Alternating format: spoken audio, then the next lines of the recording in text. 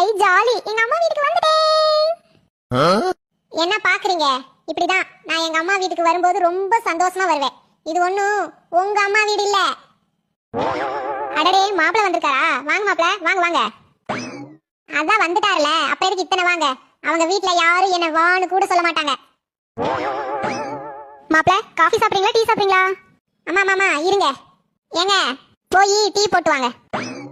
உங்க வீட்ல நான் தான் டீ போடுறேன். என்ன கெஸ்ட் மாதிரி உட்கார வச்சு நீங்களா டீ ஆத்தி கொடுக்குறீங்க?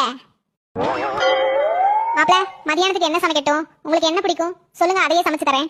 அது வந்து அம்மா, இங்க நாம என்ன சாப்பிடுறோமோ அதத்தான் அவரும் சாப்பிடணும், சாப்பிட்டே ஆகணும்.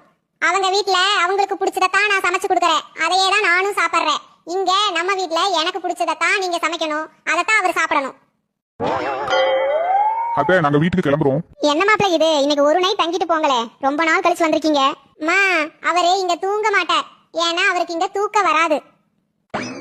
ஆனா நான் மட்டும் அவங்க வீட்ல காலம் முழுக்க தூங்கணும். இங்க ஒரே ஒரு நைட் தூங்குறாங்களான்னு பாருங்களேன். என்ன முழிக்கிறீங்க?